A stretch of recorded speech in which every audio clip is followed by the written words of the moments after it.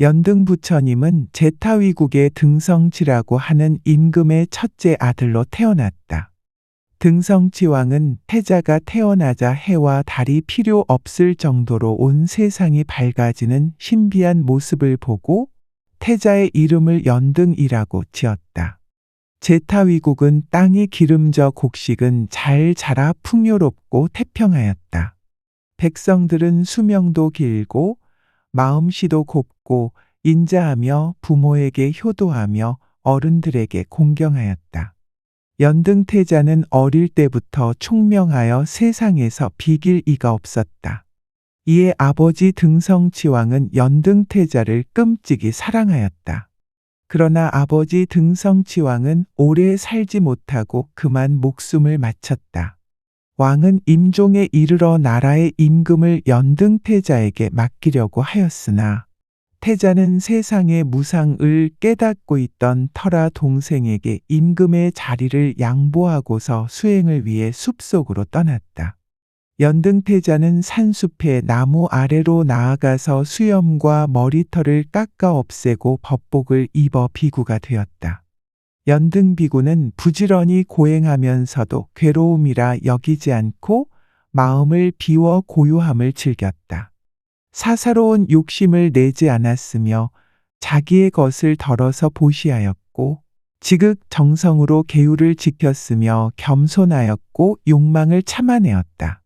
또한 성인의 지혜를 배울 때는 용맹스럽게 힘써 배웠고 한결같은 마음으로 수행에 전념하였다. 그리고 가난하고 불쌍한 이를 가엾이 여겨 구휼하였으며 근심하고 슬퍼하는 이를 위로하였다. 이렇게 수행한 지만 6천년이 되어서 마침내 위없이 지극히 높은 깨달음을 이루어 거룩한 부처님이 되었다. 연등 부처님 데팜케라은 깨달은 진리를 가르치기 위해 수행자들을 교화하였다. 수행자들은 연등 부처님의 설교를 듣고 모두 깊은 깨달음을 얻어 아라한이 되었다. 아라한은 사리불, 목걸련 존자 등 석존의 10대 제자 수준의 성자. 부처님은 잠시도 쉬지 않고 진리를 배우고자 하는 이에게는 언제나 가르침을 주었다. 그리고 마을에도 가서 사람들을 교화하여 연등 부처님이 지나는 마을마다 평화로운 음률이 가득 차게 되었다. 연등 부처님이 가는 곳마다 중생들을 교화하여 수많은 비구들이 그를 따라 긴 행렬을 이루었다. 지나는 길마다 자비의 광명이 거리를 환하게 비추어 그 모습을 보는 이는 누구나 환희심에 가득 찼고 음성을 듣는 이는 누구나 큰 깨달음을 얻었다. 이렇게 오랜 세월 동안 중생들을 교화하다가 연등 부처님은 발걸음을 고향으로 향하였다. 수많은 비구들이 연등 부처님을 따라 한 걸음 한 걸음 부처님의 고향을 향하고 있었다. 거대한 긴 행렬은 멀리서 바라보면 도도히 물결이 흘러가는 듯 장관을 이루었지만 고요하여 먼지 하나 일어나지 않았다. 모두 연등 부처님을 따라 깊은 선정에 잠겨 걷고 있었던 것이다. 이렇게 여러 날을 걸어 고향인 제타위국까지 얼마 남지 않아 일행들은 한낮의 뜨거운 햇살을 피해 나무숲의 그늘 아래에서 휴식을 취하고 있었다. 이때 제타위국의 임금과 신하들은 거대한 연등 부처님의 행렬을 보고 연등 부처님과 대중이 우리나라를 빼앗으려고 온다라고 생각하였다. 그리하여 모두가 함께 긴급히 의논하여 군사들을 일으켜 먼저 공격하여 쫓아내고 절대 나라를 내주어서는 안 된다라고 마음을 모아 즉시 부대를 인솔하여 연등 부처님에게로 달려갔다. 연등 부처님은 신통력으로 제타위국의 임금과 신하들의 마음을 미리 아시고는 신통 변화로 넓고 큰 성을 만들어 제타위국의 군사들이 더 이상 나아오지 못하게 하였다. 그리고 성을 유리처럼 아니 들여다 보이게 만들었는데 제자들도 모두 연등 부처님과 같은 부처의 모습으로 만들었다. 이것을 본 제타위국의 왕은 곧 두려움과 의심이 풀려 마음이 편안하게 되었다. 왕은 연등 부처님께 나아가서 예의를 다하고 스스로의 잘못을 반성하면서 제가 성품이 고루하고 둔해서 나쁜 뜻으로 부처님께 공격하려 했습니다. 어리석은 저희 잘못을 용서해 주십시오. 돌아가셨다가 7일 후에 다시 오시면 공양물을 마련하여 지극한 예로 모시겠습니다. 라고 하였다. 연등 부처님은 제타위국왕의 뜻을 아시고 잠자코 곧 돌아가셨다. 제타위국왕은 부처님을 받들어 맞이하는 방법에 맞게 모든 준비를 갖추라고 신하들에게 명령하였다. 신하와 백성들은 먼저 국토를 장엄하기 위해 도성의 주변 둘레 40리를 평평하게 고르게 하여 향즙을 땅에 뿌리고 금과 은이며 값진 옥의 칠보 난간과 아름답게 장식된 여러 깃발을 세우고 비단과 꽃 일산을 성문과 거리에 장엄하게 꾸몄다. 그리고 검은 고를 타고 악기를 울려 하늘나라처럼 음악이 울리도록 하고 꽃을 흩뿌리고 연등을 밝히고 가장 좋은 향을 사르면서 공경이 길 곁에서 연등 부처님을 모실 준비를 하였다.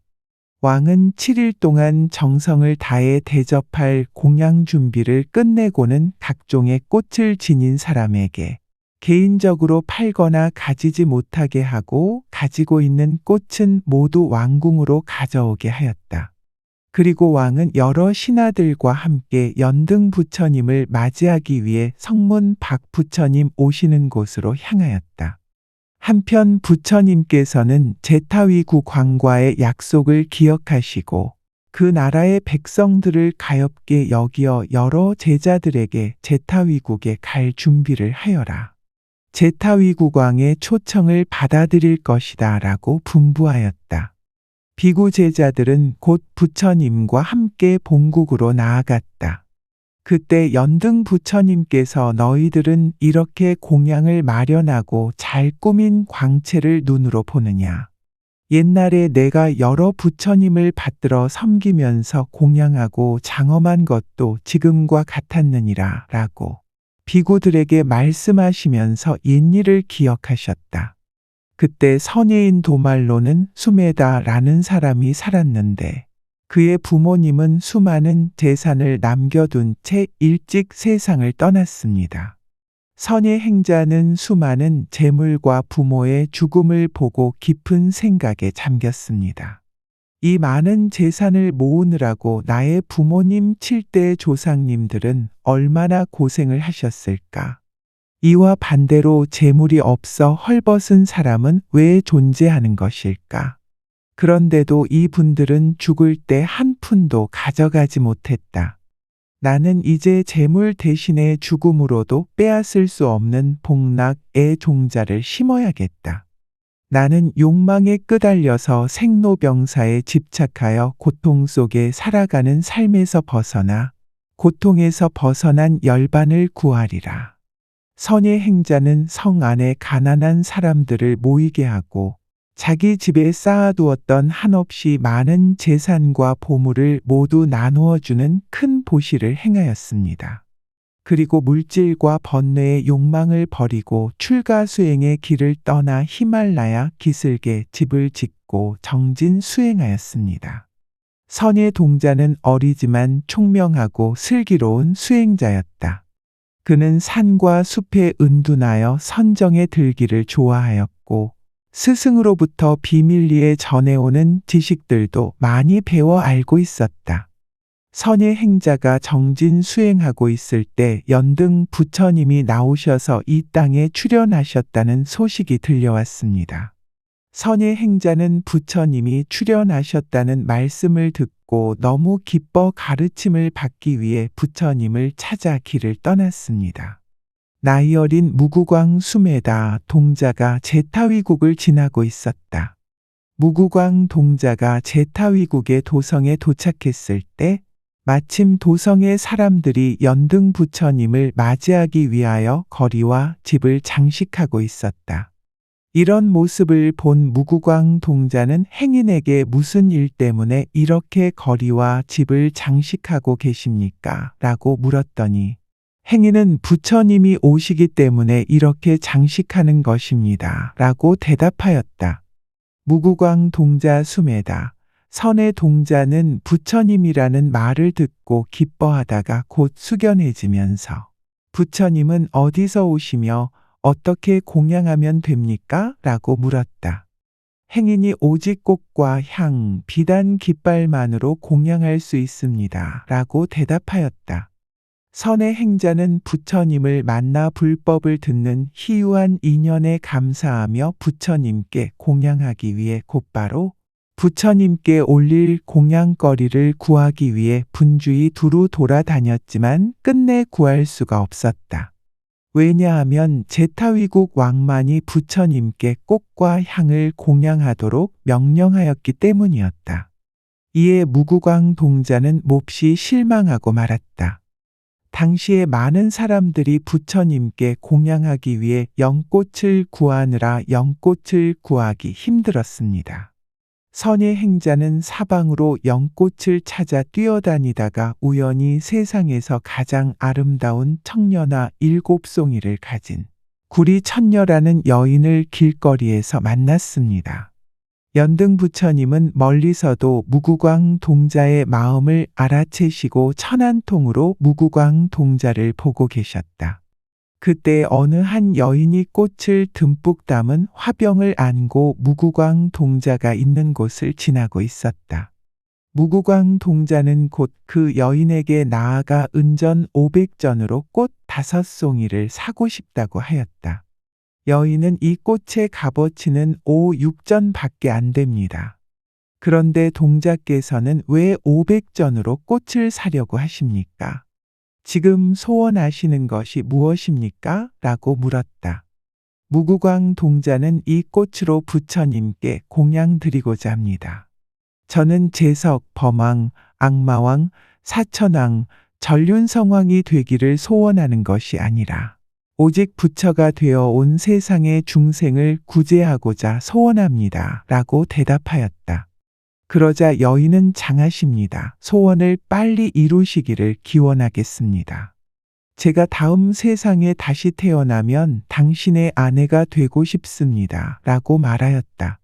이 같은 말을 들은 무구광 동자는 나는 청정한 수행을 하여 함이 없는 도를 구하고 있으므로 태어나고 죽는 윤회의 인연은 받아들일 수 없습니다. 라고 하였다.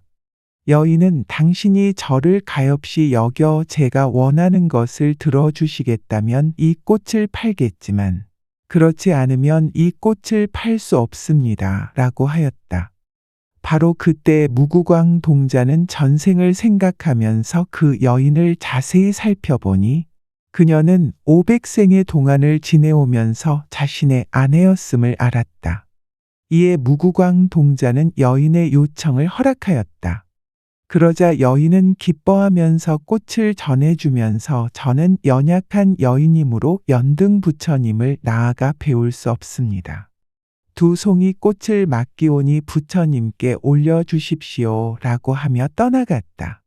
그 무렴 연등불은 국왕과 신하와 백성들에게 수천 겹으로 에워싸여 제타위국으로 걸어오고 있었다. 무구광 동자는 연등 부처님께 나아가 꽃을 흩으려 하였지만 도저히 사람들의 물결 속을 헤치고 앞으로 나아갈 수가 없었다. 연등 부처님은 무구광 동자의 지극한 뜻을 아시고 신통력으로 땅을 질펀하게 만들어 사람들을 양편으로 갈라서게 하였다. 이에 무구광 동자는 연등 부처님 앞으로 나아갈 수 있게 되어 5송이 꽃을 부처님께 뿌렸다. 꽃들은 모두 공중에 머물다가 해를 가리는 우산으로 변화되어 모든 사람들을 덮었으며 2송이 꽃은 연등 부처님의 양 어깨 위에 머물러 있었다. 무구광 동자는 더욱 기쁜 마음으로 머리카락을 풀어 땅에 깔며 부처님이시여 제 머리카락을 밟고 나아오시옵소서 라고 하였다. 연등 부처님은 어떻게 내 머리카락을 밟을 수 있겠느냐 라고 하셨다. 무구광동자는 오직 부처님만이 밟으실 수 있습니다. 라고 대답하였다. 연등 부처님은 이에 머리카락을 밟으시고 서서 웃으셨다. 연등 부처님의 입안에서 500가지의 광명이 나와 입으로부터 7자를 떠나서는 2줄기로 나누어졌다. 한 줄기의 광명은 부처님을 3번 돌고 삼천대천세계를 비추다가 다시 정수리로 들어갔다. 그리고 나머지 한 줄기의 광명은 18개의 지옥을 비추었는데 그 빛을 받은 지옥에 고통받는 중생들이 한꺼번에 편안해졌다.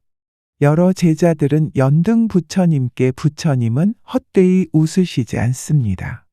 웃으신 그 뜻을 저희들에게 말씀해 주십시오 라고 가르침을 청하였다. 연등 부처님이 제자들에게 물으셨다. 너희들은 이 동자를 보느냐? 네, 보았습니다. 이 동자는 수없이 윤회하는 세월 동안 청정한 수행을 하여 욕심을 버렸고 평등한 사랑으로 덕을 쌓아 이제 그 열매를 얻었다 라고 하셨다. 그리고 연등 부처님은 동자에게 너는 미래의 부처가 되어서 나처럼 지혜와 자비로 모든 하늘과 사람들을 제도할 것이다. 그때 그대의 이름은 석가모니이다 라고 수기를 내려주시었다. 착하고 착하다. 그대의 심성이 참으로 착하구나. 그대는 오는 세상의 결정코 사바세계의 성부라여. 석가모니라는 부처가 되어 수많은 중생들을 제도하리라. 이때부터 미래의 석가모니 부처님이 될 무구광동자는 극진히 연등 부처님을 받들어 섬기었고 연등 부처님이 열반하기까지 계율을 깨끗이 받들고 정법을 수호하였다. 그리고 중생들에게 평등한 사랑을 베풀고 구제하는데 게으르지 않다가 목숨을 마치고 하늘나라 도솔천에 올라갔던 것이다. 무구광동자는 도솔천에 올라가서 호명보살이라 불려졌다.